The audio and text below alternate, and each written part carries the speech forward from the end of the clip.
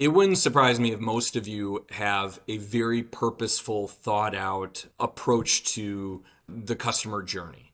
So you get somebody to your website. How do you engage them? How do you teach them? How are you purposefully directing them where you want them to go to take a specific action or learn a specific thing? Then when you're showing up on site, how are you talking to that customer? How are you planting little seeds about sales opportunities? How are you making sure to define success in agreed upon terms? And how are you avoiding surprises? And walking them through the whole experience is something you do every day, and something that you probably spend a lot of time, money, training, energy focused on, so that you can avoid surprises and get to that ideal result where you get that 5-star review and a repeat customer. So, what are you doing with your second customer?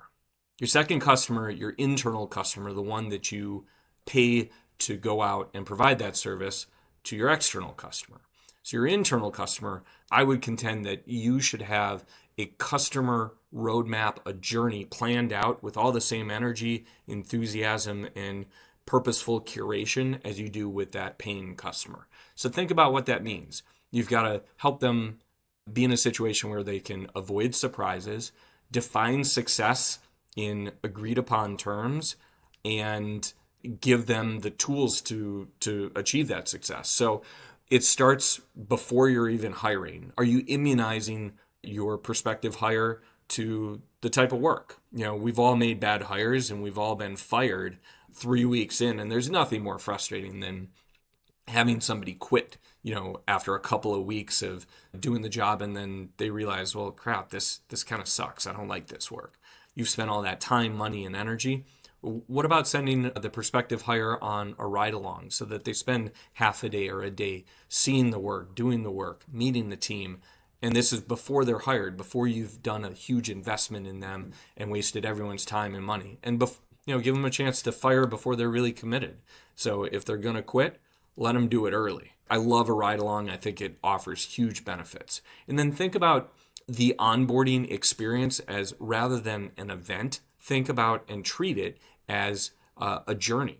So take a calendar and map out what are the key touch points, what are the things that you really want to make sure that an employee is experiencing, and what are those touch points where you can check in with them and make sure that you're getting them exactly what they need when they need it. So, day one, how are you greeting your new hire? Are they walking in the office and looking around and saying, well, where do I go? Or do you have someone there who's kind of a mentor and a tour guide? At the end of the first week, I would say, check in with them and set goals and make sure that their expectations are being met, and reorient their expectations. Give them an opportunity to ask questions and ask them questions. And, you can curate their experience if you have these purposeful check-ins. And it's a months long process. It's not an event. So really change your thinking about how you onboard people. And I think it can have a huge impact. Think about your culture. I had a business where we would spend over $10,000 a year on cereal because we wanted people breaking bread or breaking Frosted Flakes in the morning together rather than going off in their truck alone to the gas station. We wanted them on site, and so we provided the tools and the environment for them to do that. We had a lounge, pinball machine. We had the grill going a couple days a week, so they had burgers when they got back. Fostering an environment, giving them room to have that purposeful community and culture. And then think about your core values.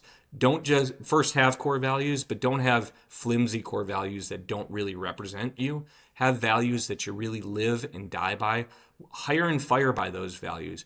Honor people each month with recognition for upholding those values. Give them an opportunity to champion the values and be rewarded and recognized for really bringing those values to life in the business. We would give out gift cards and kind of a big to-do each month, recognizing people who are nominated by their peers as upholding those values.